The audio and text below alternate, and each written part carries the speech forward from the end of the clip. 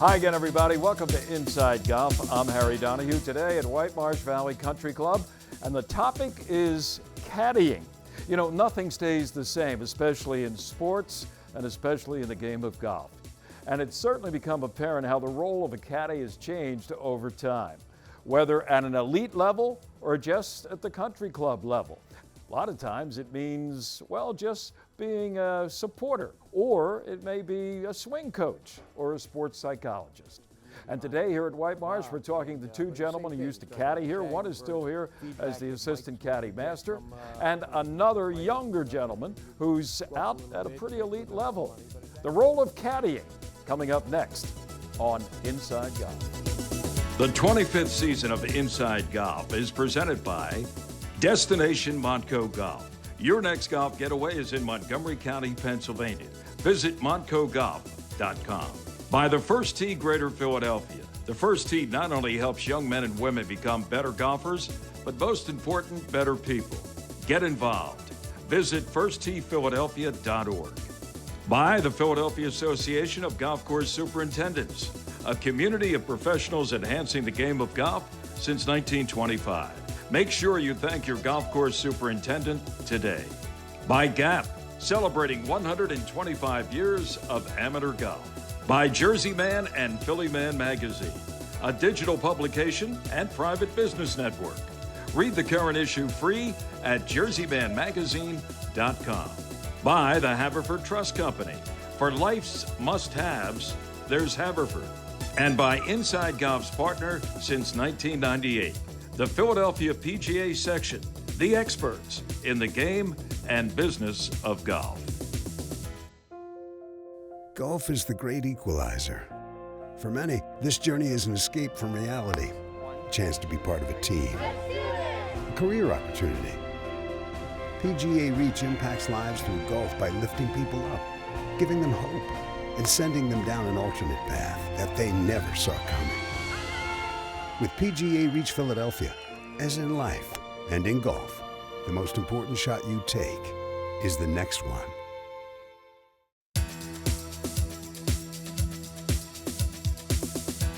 And welcome back to Inside Golf. First of all, we are very grateful to be back at White Marsh Valley Country Club. Dave Padgett, the head professional, helping to arrange our show today. We want to send out a big shout out to Dave and his staff and all the members.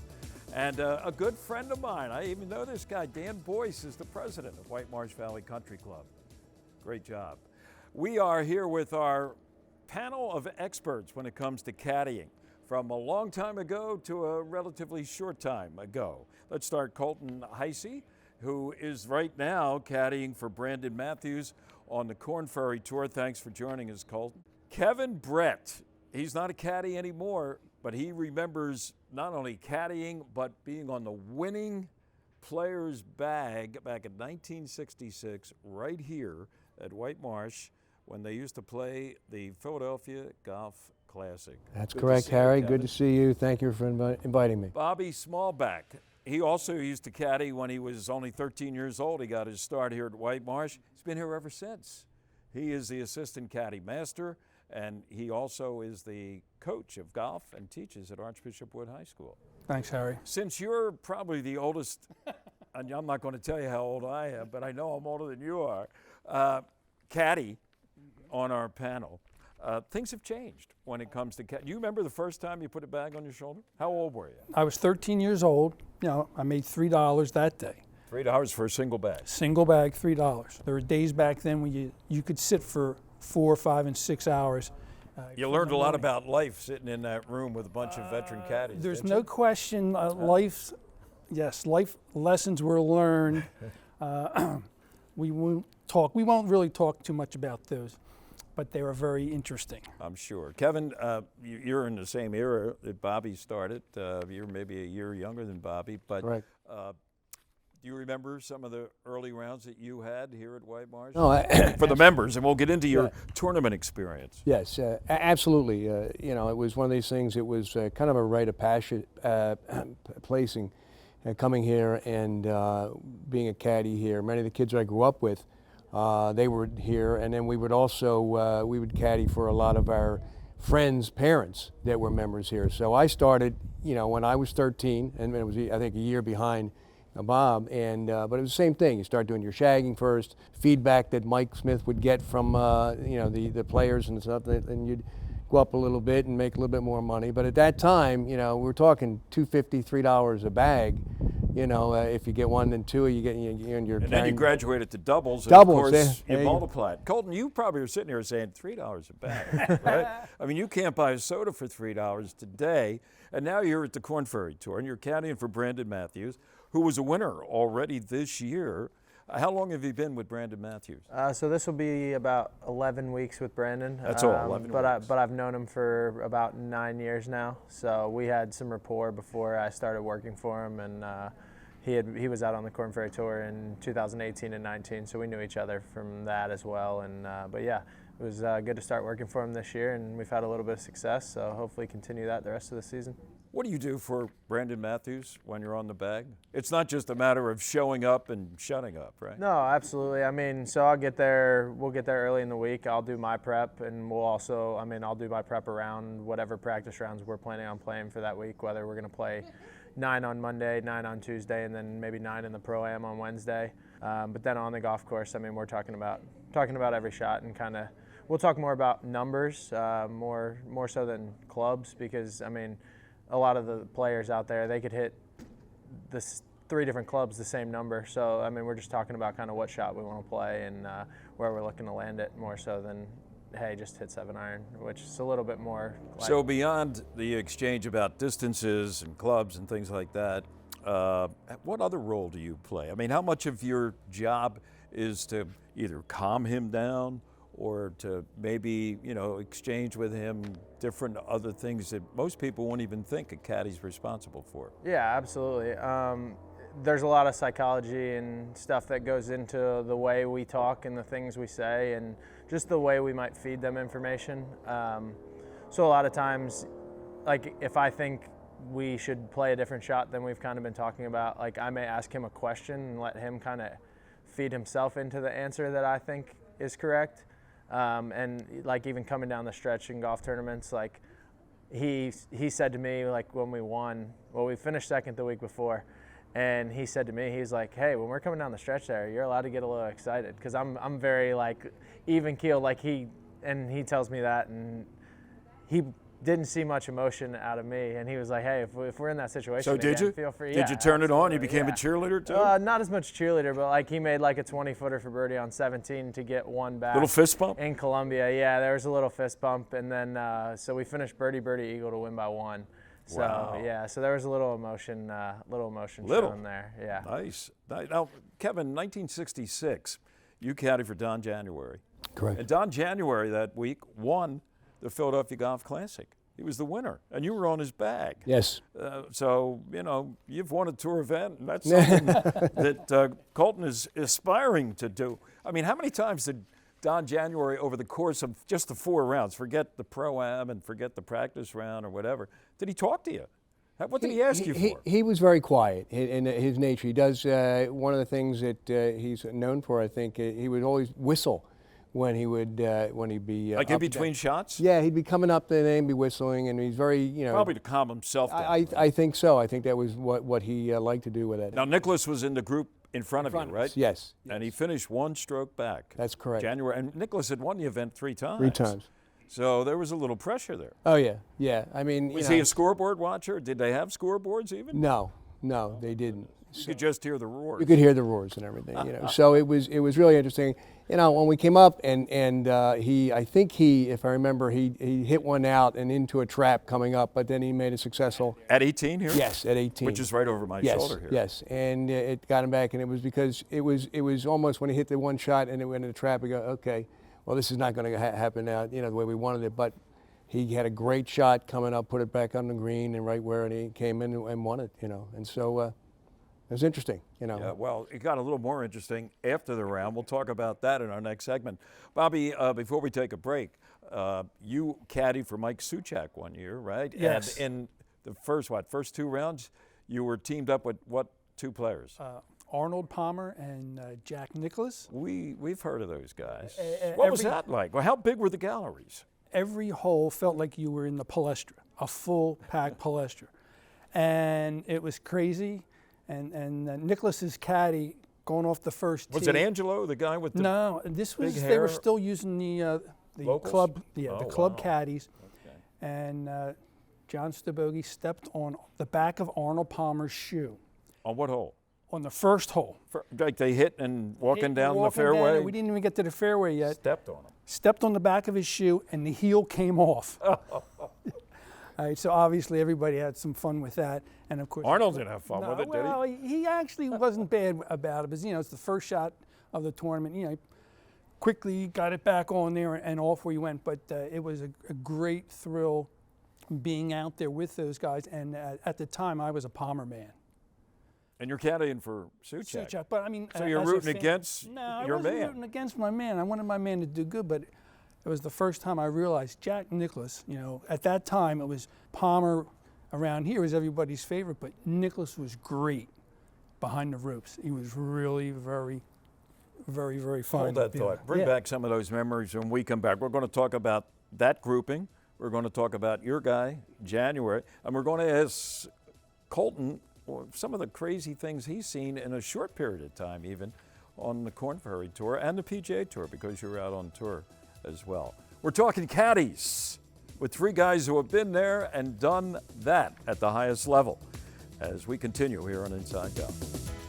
While most drivers spend their lives going from point A to B, in America, we're all about point X. That's why our most versatile BMW X-Range vehicles are proudly manufactured right here in Spartanburg, South Carolina. The BMW X-Range, your next X-Venture, starts here. Take advantage of exceptional lease and finance offers today.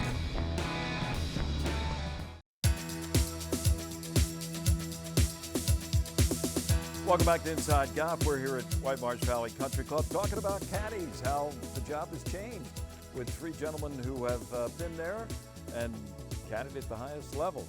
We left you talking about that round with Arnold Palmer, Jack Nicklaus, and your guy, Mike Suchak. What kind of interaction, if any, did they have among themselves? I didn't think there was a whole lot between Palmer and Nicklaus. There was a little bit with Suchak, and my observation was that it looked like they were competing against each other as opposed to playing the course, trying to do one better. Especially Arnie against Jack. Arnie against Jack. Yeah, it was Jack, that Jack was rising up. And your guy, Mike Suchak, he used to play football at Duke. Yes. Before he went on tour. Big, muscle-bound guy. He actually held the 72-hole low score on the tour for probably about 40 years. Really? And so he could hold his own. Yeah, out. Made the cut that year? He made the cut, but for some reason he decided to withdraw. He hurt himself. He said he and Doug Sanders got an invite to go down to Florida to play some golf with Jackie Gleason, the comedian. Oh, and he's out here trying to make a living, and he gets invited down to Florida. Yeah, and actually How about that? he said he was hurt and he withdrew. Wow, and that was the end of your experience. That was the end of my tournament that year, but I've had some other experiences with the tournament. We're going to pass the hat around here and make it up for you. Colton, when you're out there, maybe in your tour experience, because as I mentioned, you were on the PGA Tour for a little bit now with the Corn Ferry Tour. How much interaction is there among the competitors each round? Yeah, so it really differs based on the players. I would definitely say there's more camaraderie and talking between the players on the Corn Ferry Tour as opposed to the PGA Tour. It's definitely more highly competitive on the PGA Tour where it's a little more cutthroat. Right. Well, hey, it's human nature. Kevin, I'm going to get back to you now. Your story with the winner in '66, Don January. I think he won $20,000, a little more maybe. Right. And afterwards, there was a bit of a controversy because he gave you how much? $500. $500. Okay. So 10% would have been a couple thousand, but you got 500. Pick it up from there. Yeah. The way this worked was, again, I was already in a clubhouse, and there was a gentleman sitting right there on the bench where the locker was that he was utilizing. And he started a conversation with me, and I didn't realize it until later it was Sandy Grady. Sandy Grady was a columnist for the old Philadelphia Bulletin. I didn't realize who he was to begin with, and so we had a great conversation. Then January came in, said himself, and then he wrote the check, and I said, okay, thank you very much. I just, it is what it is. Now, I knew figures from the 2 years in a row before that. Nicholas had won, and he gave his caddy $2,000 each year. So, but I didn't say anything or anything like that. I went down. The caddy master, Mike Smith, was there. He looked at it and he said, I want you to go upstairs and ask him for that. This is not enough. And put a lot of pressure on a 16-year-old kid. I mean, right? When I walked down and left, that was not part of my mindset to do that. Right. But the caddy master said, Mike, fine, okay, look, you got me in this position already. So I walked back up, and when I stated to him, I said, look, I just talked to the caddy master, and he said I should come back and ask him. He goes, he lost it at that point, and he started yelling and saying, if you don't like this, I'll take it back, and I'll just give you the going rate for carrying it back for that day. I said, all right, thanks. I'm okay with that. So you walked out? Yes, but Sandy Grady's still there, sitting there the whole time. I walk out, and run into different people, the caddy master again, other people that, were heard about this, and, they're listening and they're hearing, and then people are saying things. So the next day, as I recall, it became a national story because Sandy Grady wrote about it. Right. And all of a sudden, you were in the paper, your father, ba-boom. And then the PGA Tour actually changed some things the following year. Well, they did. That's when they started to let players bring their own caddies and everything. And I know that Bobby has, seen a lot of that because he had caddied for years continually there, and different positions were taken. But yeah, that did have the effect of that, Harry. So hey. Hopefully it was good for now. Colton's now glad Colton, because now you got a full-time job. Yeah, absolutely. Okay? He's making more, I hope, than $500 what his man wins. 100%. And Don January, still with us. He's in his 90s, living down in the Dallas area, I believe. So you've never hooked up or saw him or heard from him since? No, I was telling Bobby earlier, there was a real divide in people reading this story and everything. I got feedback. In fact, I have a copy of a letter that one gentleman sent me, who sent a letter to Sandy Grady and said, I respected you for years, but I have no respect for you after writing this article. Really? Yeah, about it. So it was interesting. The give and take. The give and take, and sides that were selected. Well, how about that? Kevin survived. Yeah, a little bit of celebrity yourself, and it would have been a bigger story had it happened today. All right, stay with us. We'll be back with our caddies. We're going to take a break, though, and be back with our teed-off panel next. It's not a secret. That was mentioned on the show a while back. That is a known.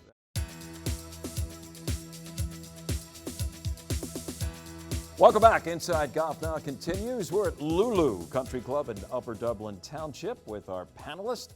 Joining us today, we have Ken Phillips, Vice President of the Golf Association of Philadelphia and a member of Lancaster Country Club. Good to see you, Ken. Good to see you, too. And from the Lou, Jim Sullivan. Thanks, Harry. Former winner of GAP's Philly Amateur back in last century. 99? Last century. How about that? 1999. This guy's a player, as I like to say. Speaking of players, what do you like to do, Ken, when it comes to a routine before a round of golf? Say you have a 10 o'clock tee time at Lancaster on a nice, beautiful, Saturday morning. What does Ken Phillips do before that round? If it's a casual round, just a nice, friends and stuff, I'll get there about 40 minutes ahead of time. I'll hit a couple wedges, a couple mid-irons, a couple drivers, hit a couple putts. That's about it. If it's a competition round, I'll get there probably an hour ahead of time, hour and 10 minutes, just to make sure that you're on the tee 10 minutes before, you're supposed to be there, right? Right. Pretty much the same routine, though. Just trying to warm up, and you're not going to find the game. The only difference is timing. Timing. Okay. Yeah. A little more time when a little more is at stake. Yeah. Sully, how about you?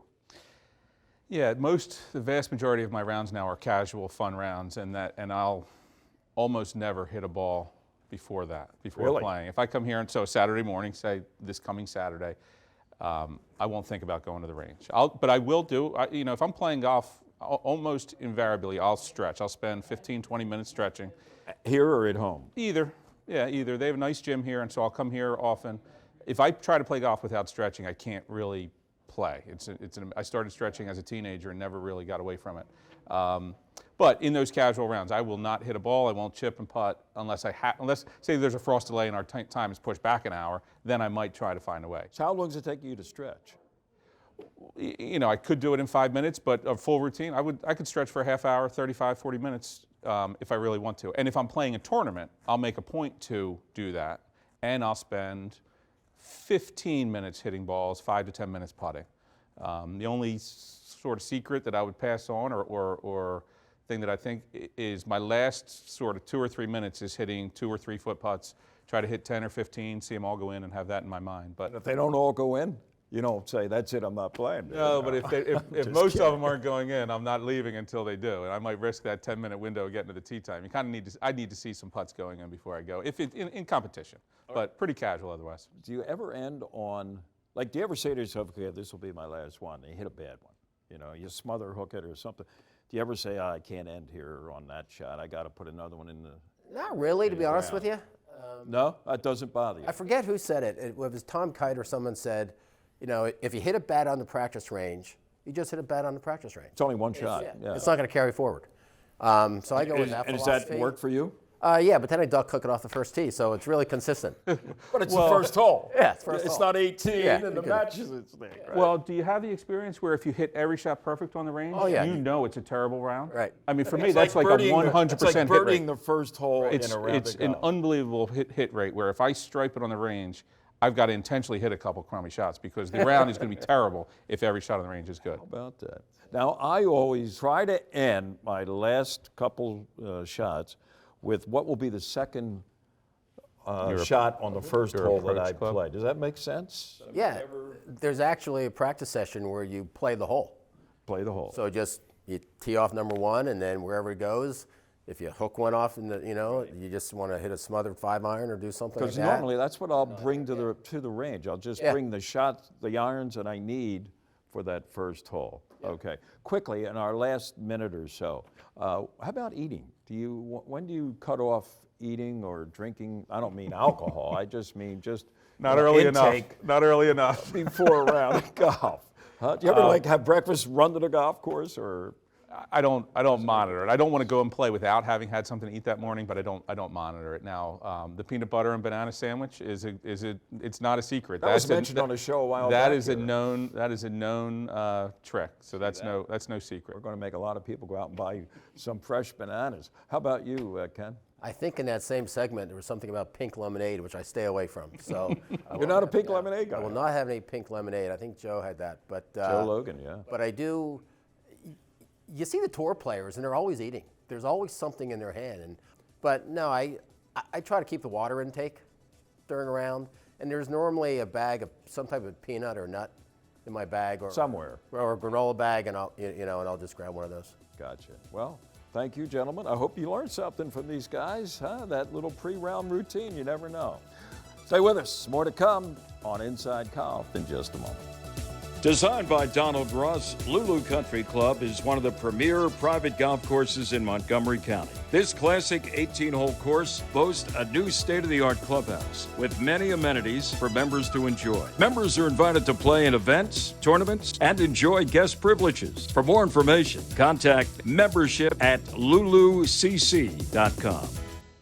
The oldest state or regional golf association in the country hits a milestone this year. GAP celebrates its 125th birthday. Celebrating amateur golf since 1897, GAP has evolved to include 300-plus member clubs, more than 90,000 individual members. It offers events for males and females of all ages and ability levels. GAP continues to uphold its mission to preserve, protect, and promote the game of golf. Happy birthday, GAP.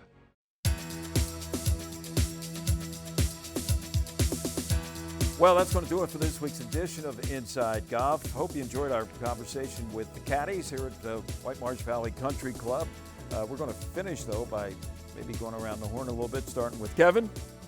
We talked about your experiences. You're not involved in caddying anymore. What did you learn most? What one or two things stick out from your years as a caddy? To me, you learned a lot of working with people and seeing people that you know in a different perspective, where you might see them somewhere in school, church, whatever. You hear it come in different golf, situations. But I enjoyed it, and I learned a lot. To me, I think it really rounded out some things for me. Bobby Smallback still involved as the assistant caddy master. Have caddies changed, the young kids coming into it today as opposed to when you started? Yeah, actually now it's a little harder to get them. And sometimes I feel that they don't realize it is actually a job. When we train the caddies here, we want to point out things that will help them be successful here, and also encourage them not only to play the game and to get involved maybe eventually with the J. Wood Platt Caddy Scholarship. There's a lot to be gained through that. Yeah, which our club has been very successful in contributing to it, and I actually contribute to it myself because I believe in that program. Right. Well, you came through the ranks, Kevin, you and Colton, a few years behind these guys, but good luck to you and Brandon Matthews going forward, and we hope to see you on the big screen. Yeah, thanks. I appreciate it. Both of you guys. Just the experience, at whatever level. And you guys deserve the cheer once in a while when your man makes a big putt or hits a big shot. There's a lot on the line. Gentlemen, thank you. Hope you enjoyed our session on the evolution of caddies and what it's like to be out there toting a bag regardless of what level. I'm Harry Donahue, and remember, no matter how bad it's going for you out there, don't pick up. And we'll see you next week, here on Inside Golf. The 25th season of Inside Golf is presented by Destination Montco Golf. Your next golf getaway is in Montgomery County, Pennsylvania. Visit montcogolf.com. By the First Tee Greater Philadelphia. The First Tee not only helps young men and women become better golfers, but most important, better people. Get involved. Visit firstteephiladelphia.org. By the Philadelphia Association of Golf Course Superintendents, a community of professionals enhancing the game of golf since 1925. Make sure you thank your golf course superintendent today. By Gap, celebrating 125 years of amateur golf. By Jersey Man and Philly Man Magazine, a digital publication and private business network. Read the current issue free at jerseymanmagazine.com. By the Haverford Trust Company. For life's must-haves, there's Haverford. And by Inside Golf's partner since 1998, the Philadelphia PGA Section, the experts in the game and business of golf.